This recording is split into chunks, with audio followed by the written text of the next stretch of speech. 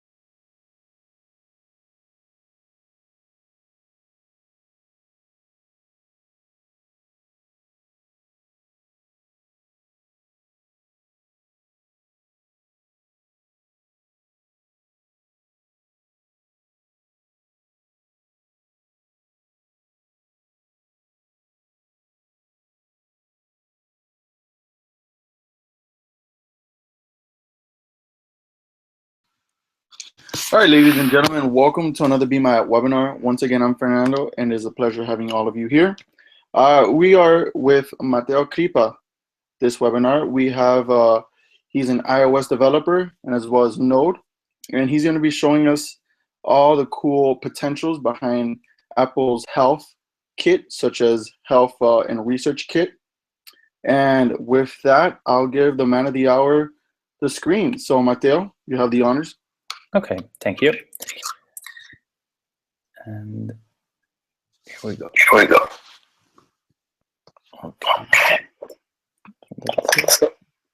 Okay. Thank you, everyone. Thank you, Fernando, for the introduction. And welcome to the attendees of this webinar about, I have to say, two awesome frameworks by Apple, CareKit and ResearchKit. Before starting, I would like to say that if you want to continue the conversation, feel free to use this hashtag on Twitter, so we can monitor this tag and provide you a reply about these two awesome topics. Mateo, just one second. Speaking of the conversation, folks, if you have any questions for Mateo, leave them in the comment section on the YouTube channel. At the end, we'll moderate them. Mateo, please go on. Okay, thank you. Let me introduce myself. I'm Matteo. I'm a senior iOS developer since the early release of iOS, so the 2.2. And in the last few years, I became a ResearchKit and CareKit advocate. I'm also the founder of a group of developer or freelance developer called Boost Code. And if you want to get in touch with me, feel free to use Twitter or LinkedIn. I would like to start to speak about this two awesome framework, but for sure I have to tell you something more. We have to go back to the 2014, to the WWDC, when Apple decided to release HealthKit. I remember that I was there in that very day, and in the list of the schedule of the events, I managed to see a new topic, HealthKit, and I was so curious to know and learn about that, and decided to attend that talk. HealthKit is for sure something not so new. As I said, is available since 2014. But what is it? It's a framework. It's a system that allows you to collect information and store them inside your devices. Since that very moment, all the people, all the developers, decided to use their own system. So developer from Fitband decided to store their data inside their storage, and other developers store that information inside their other storage. So Apple apps are developed in a sandbox way. So this information can be collected from an application from another one. So Apple decided to put all this information in one place. And this is happening too with HomeKit, with the latest release of iOS 10. Then, after a full year, in 2015, on April, Apple released ResearchKit. ResearchKit is a tool, is a framework, an open source framework that allow researcher and developer to join, to develop application, and to allow people to collect information in an easy way. You know, the work of a researcher is pretty hard. You have to create a study, collect information, and Apple say, you know, all the people have in their pocket a mobile phone. So why not start to use that in order to collect information instead of using a piece of paper? So this is the basic idea behind ResearchKit. And in 2016, so a few months ago, on April, Apple released CareKit. CareKit connects patients, caregiver, and physician. So it's a system more focused to the patient. And ResearchKit is more focused on the research. But I have to say that HealthKit, ResearchKit, and CareKit provide a full cycle about the health, and I have to say the mobile health. In order to proceed, I would like to spend a little more words about HealthKit. So HealthKit probably is well known by the health app, the one with the heart, the red heart on your springboard. And also HealthKit is able to provide your medical ID. So if you are on the lock screen of your device and you swipe from the left to the right, you will be able to see your medical ID. So for example, in US, paramedics are able to collect information about you, contact numbers, your blood type, and going on. And for sure, as we said, HealthKit is a data storage, an encrypted data storage that is able to provide API to all the applications that are inside your device. So application can ask you to provide the trust to collect information stored inside and start to use that data to manage them, to provide statistics, insights, and going on. Let's now have a look at the first really important framework, ResearchKit.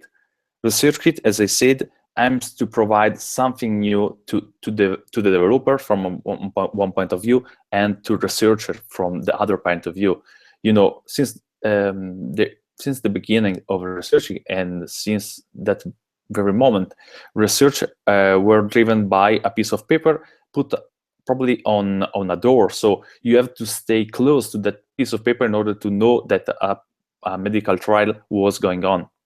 So if you put this kind of tool on a mobile phone, the only limit is the Apple Store itself. So you have a wider reach for sure. The data are driven, so you have not anymore to collect information and write them on a piece of paper or or provide this information on the paper, but is a wider system that the device provides you and that asks you information in the right manner at the right time. So connected to the other point that is a continuous stream of data. So the system is able to ask you the information using local notification, push notification, so get in touch with you more than once. And a really interesting thing is to provide the patient real-time feedback about the information that he is providing. So with the previous method, I have to say the paper method, you are able to provide information, you have to send this piece of paper and nothing happens anymore. This time you're able to collect information and see what happens directly on your mobile phone. I would like to spend a couple of slides about the number of the ResearchKit. You know, ResearchKit was released, as I said, as open source, and at the early beginning, 5 applications were released fully open source. So you can go to GitHub and check for the code of these 5 applications. And these 5 applications were able to collect more than 80,000 patients or subscribers in the 7 months. And in particular, one of these is MyHealthCount by Stanford University. This information is really awesome for me. You know, Stanford University was able to collect more than 10,000 subscribers in less than 24 hours with an application. The researcher of Stanford said that they were able to reach a similar goal during a full year and having more than 4 studies at the same time. So an application was able to reach a wider, as we said, a wider reach and in a very short time. And probably it's really interesting to check also the drop of the user. If you are a developer of a consumer application, your worst nightmare is for sure the day one drop. So a user downloaded your app from the App Store, and then in less than 24 hours, it delete it from his device. With ResearchKit, we know that this will not happen. Apple released on his blog about ResearchKit some information, some insight about asthma health, asthma app, and as you can notice, the white bar are the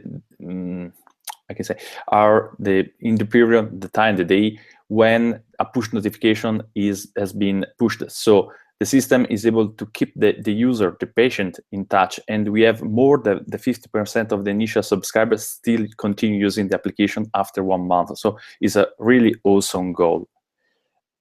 I have to say that for sure you can have a look at the code. So if you go to the GitHub page of the ResearchKit, you can have a full review of the code. You can check for issue from the new idea, the proposal of the other developer. So I encourage you to have a look at that page. And if you want to share your idea and provide new improvements to the framework, it's open source. So feel free to join and provide new information. And I would like to go a little deeper inside ResearchKit. So ResearchKit is, what is it? What is ResearchKit? ResearchKit is, I can say, a structure composed by 3 modules. The first module provided by Apple is the consent. So the consent allows you to create, in an easy way, I can say, a sort of onboarding system where the participants can provide their information. And also they can say the NDA, the privacy, check for data usage, and going on. So the system allows you to take care only of the content. All the visual, all the view controller and other stuff are already provided by Apple. You have only to check for the color and for the content. The other 2 awesome feature is that the system provides a signature manager, so it's able to check the signature of the patient, and a PDF generator. So at the end, the system is able to create a PDF file of all the information provided by the patient. The second module is the survey. Probably is the most important module, because also we will notice that this module will be used also in CareKit. The survey module allows you to create the easiest way you can imagine a survey. So you can create a system provide you the chance to use question in with a single answer, multiple answer, image, task, and going on. So in an easy way, you can create in a really few numbers of code a simple or even a complex survey.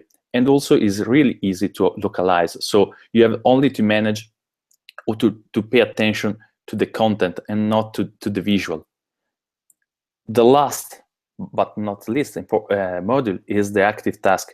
The active task allows you to ask the patient to provide tests using the device itself. So semi-controlled test using the sensor of your iPhone. In this case, you have to tap on the screen of your device, and the system is able to collect this kind of information. Or you can collect information from third-party hardware. For example, as we said, information from HealthKit provided by third-party application or hardware, Fit bands, Apple Watch, and going on. Another important thing is that you are able, as you noticed so far, to ask the user to provide data. You are able to collect data from HealthKit, from other sources. And the really interesting thing that the researcher to say, oh, researching is something really interesting, is that you can also connect to big data. For example, in Asthma Health app, you can notice that the application is able to collect information about your status about asthma, but also is able to collect the quality of air near you. And if you are able to collect all this kind of information and provide a packet of information or to your physician, for sure it will be able to have something more in order to try to learn and figure out how to improve your health. And for sure, so we are able to mix information about the answers provided by the user, the iPhone sensor, so gyroscope and going on, the third-party sensor, and the big data. So the limit is probably only your imagination. We said that ResearchKit for sure is connected to Apple, so you can use that on iOS devices, iPhone, iPad, iPod Touch, and if you are brave enough, you can try to use even that on Apple TV. But some developers decide to port ResearchKit to Android too, so you can check for research stack on GitHub, and you can start learning that for sure. This also developer decided to port this framework, so you can increase your number of potential patients. So even patients with an Android now can join a research. Since this very moment, we talk about the devices, but we have to say something more. ResearchKit has no backend, so Apple doesn't provide any backend for ResearchKit. Feel free to use your favorite own. So if you have already one, feel free to still use that and improve your application in order to reach, or better, in order to make use of that, or you are able to develop your own.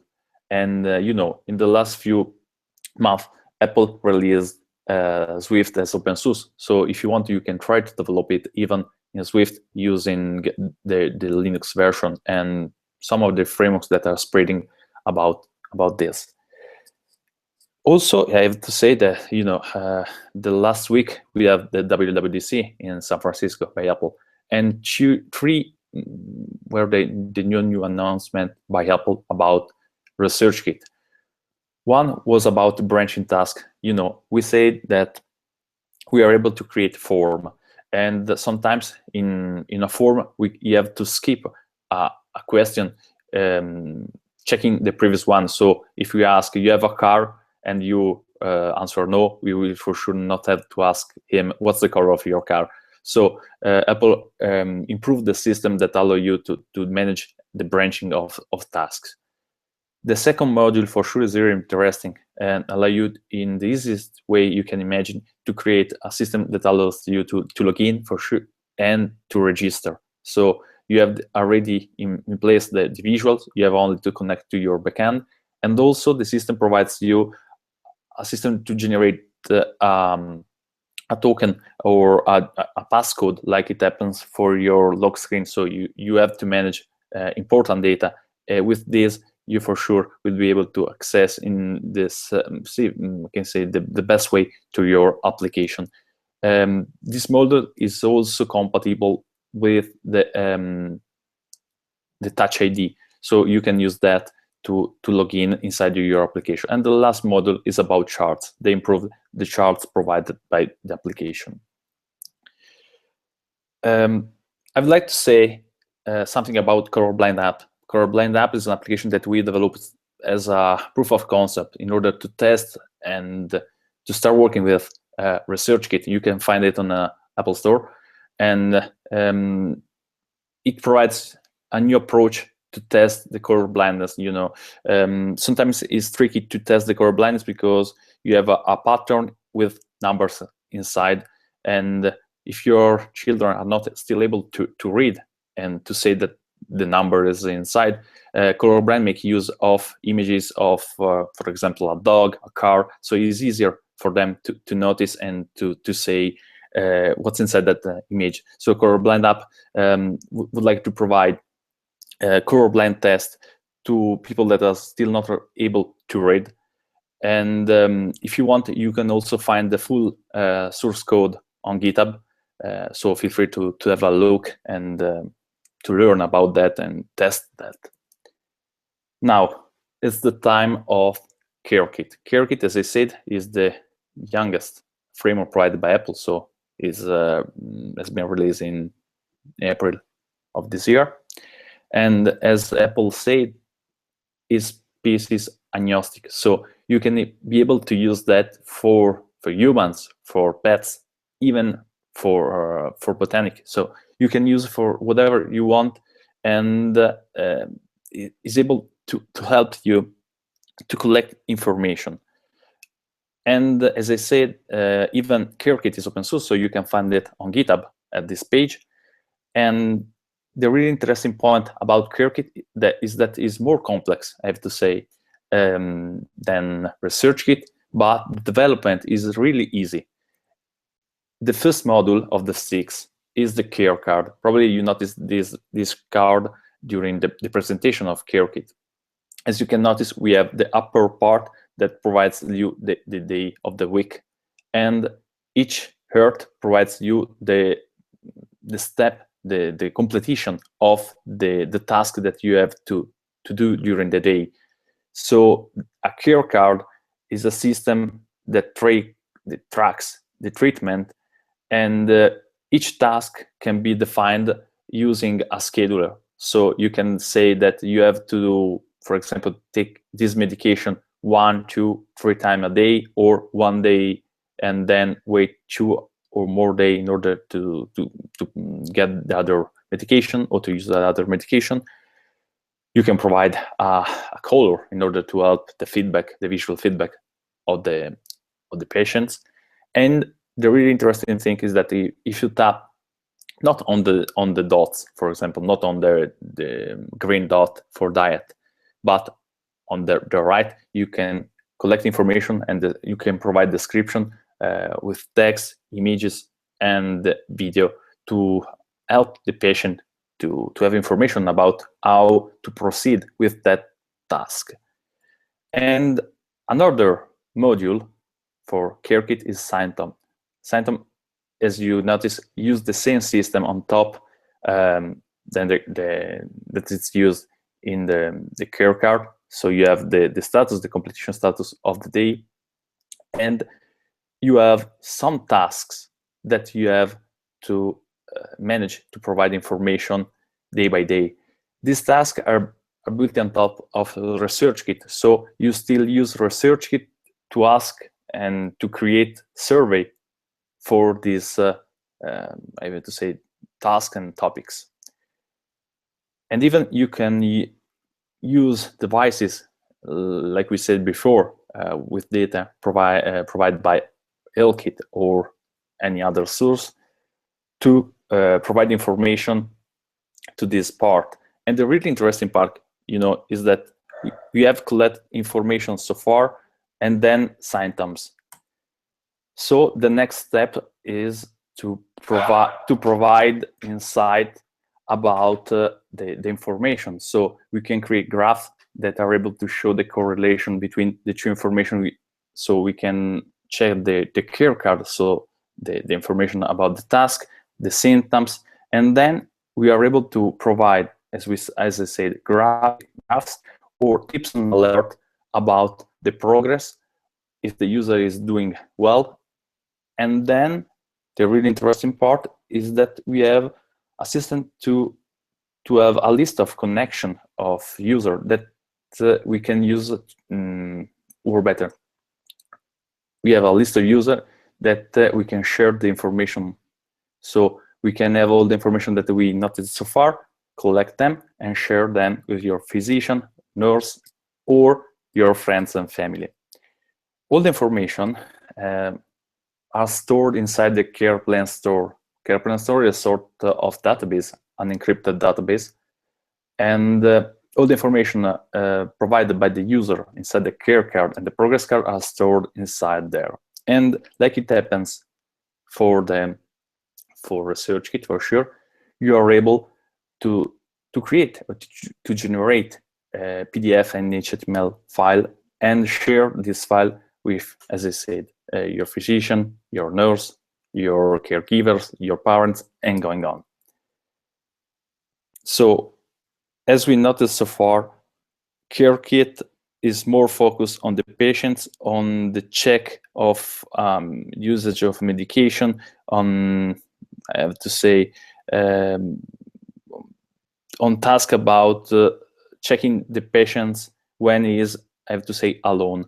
ResearchKit is more focused, vice versa, on creating groups of patients in order to study something. So for sure, ResearchKit is used before, and CareKit is used during, for example, I don't know, if you have a surgery and to check if everything is going well after that. As you noticed before, we decided to do something also about CareKit, and we decided to do something different and focus on our pets. So as I said, is species agnostic. So we decided to develop DogKit. DogKit is for sure the first CareKit application developed for pets, for dogs, and is for sure the first CareKit application developed so far in Italy. And it focuses to help the owner of a puppy to provide information for the early days of his puppy to the vet. So to keep in touch with him and provide information in order to stay focused and to manage the health of your dog. I have to say that I try to provide you some information, as I said, an introduction to these two topics.